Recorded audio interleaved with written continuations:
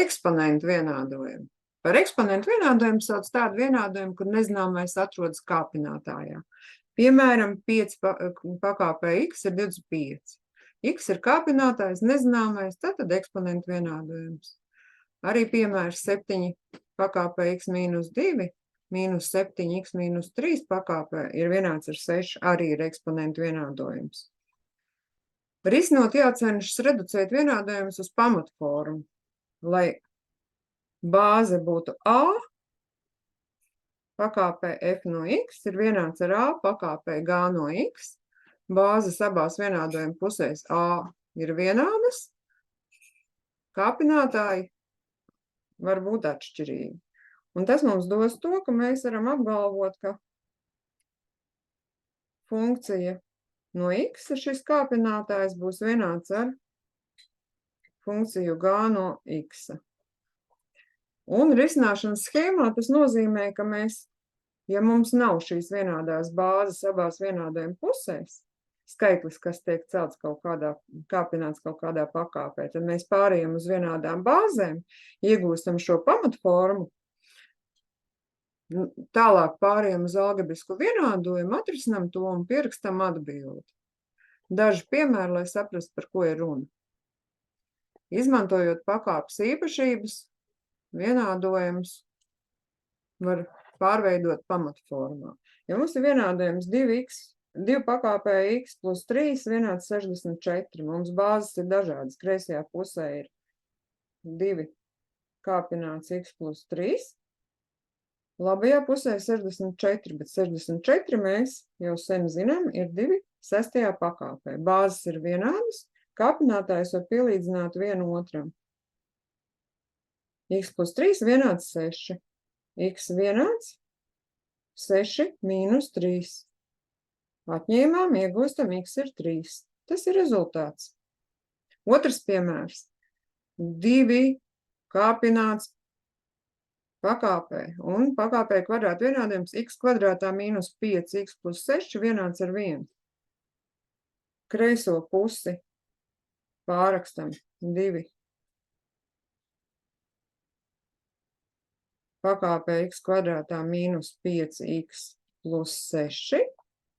Un, ko mēs varam rakstīt viennieku vietā, mēs zinām, ka jebkurš skaitlis 0. pakāpē ir 1. Tad mēs varam iegūt bāzi 2 pakāpē 0. Bāzes vienādas, kvadrātu vienādojumu, kas ir kāpinātājs, varam pielīdzināt labās puses 2 kāpinātājiem 0. Reiķināsim kvadrātu vienādojumu. Priekš kvadrātu vienādojumu reiķināšanas, tad, kad koeficients pie x kvadrāta ir 1, mēs drīkstam izmantot Vieta teorēmu. Citos gadījumos reiķināt diskriminantu un reiķināt abas saknes. Ievērojiet formulu lapās, diskriminantu formulas vairs nav. Tātad Vieta teorēmu pārakstīsim pie sevis. Matemātiķis Vietis apgalvoja x kvadrātā plus px plus q ir vienāds ar 0, tad mēs drīkstam uzminēt tādas vienādojuma saknes, jeb atrisinājums x1 un x2 summa jāsnāk būt vienādai ar mīnus p, un abju sakņu reizinājumu uzminēsim tādu, lai sanāktu vienāds ar q. Un, lai vienlaicīgi izpildītos, lietojam sistēmas zīmi.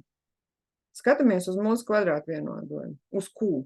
Q ir 6, p mums ir ar pretējo zīmi, tad 5. 6, 2 skaitļi, kas reizinot dod 6, 6 un 1, 2 un 3. 2 plus 3 mēs iegūsim, jābūt ar vienādām zīmēm, vai nu 2 un 3, vai minus 2 un minus 3. 2 plus 3 mēs iegūsim plus 5. Tad viena sakne mums ir 2, otra sakne mums ir 3. Mēs šīs saknes uzminējām. Tātad šim eksponentu vienādojumam ir 2 atrisinājumi. Vēl kāds uzdevums. 2 kāpināts pakāpē x mīnus 2 vienāds ar 3 pakāpē x mīnus 2. Šoreiz kāpinātāji ir vienādi. Ko tādos gadījumos drīkst darīt? bet bāzes ir atšķirīgas. Abas vienādojuma puses drīkst izdalīt ar, pieņemsim 3 pakāpē x mīnus 2. Rakstam kreisā puse 2 pakāpē x mīnus 2 dalīts ar 3 pakāpē x mīnus 2. 3 pakāpē x mīnus 2 dalīts ar 3 pakāpē x mīnus 2. Labā puse noīsināsies, paliks viennieks. Kreisā puse. Ja skaitlis A ir kāpināts pakāpē un dalīts ar B kāpināts tādā pašā pakāpē, pēc pakāpju īpašībām mēs drīkstam uzrakstīt, ka 2/3 visas ir kāpinātas x mīnus 2. pakāpē. Labo pusi saīsinājumi palika vienāds ar 1.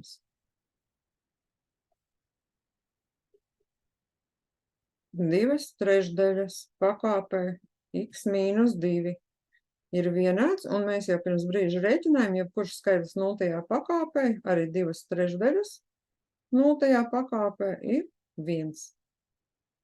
Bāzes vienādas abās pusēs 2/3, mēs drīkstam rakstīt x mīnus 2 vienāds ar 0.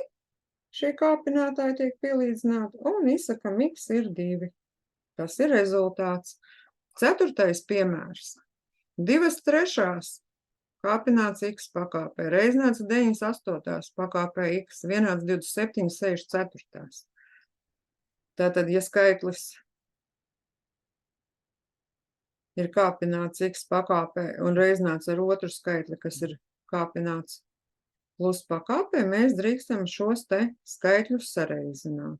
2/3 reiz 9/8 x pakāpē, un 27 mums bija 3 kubā, un 64 mums bija 4 kubā. Sareizinājumi 2 reiz 9, 18, 24 pakāpē x. Noīsināsim ar 6, paliks 3 un 4. Labajā pusē. Pēc pakāpju īpašības drīkst kāpināt kubā šo te 3 dalīts ar 4 dalījumu. Rakstīsim, kas mums palika.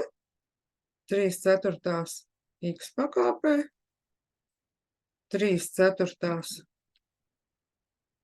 kubā, un bāzes, ja ir vienādas, mēs drīkstam šos kāpinātājus pielīdzināt, un iegūstam, ka x ir 3. Un vēl viens piemērs.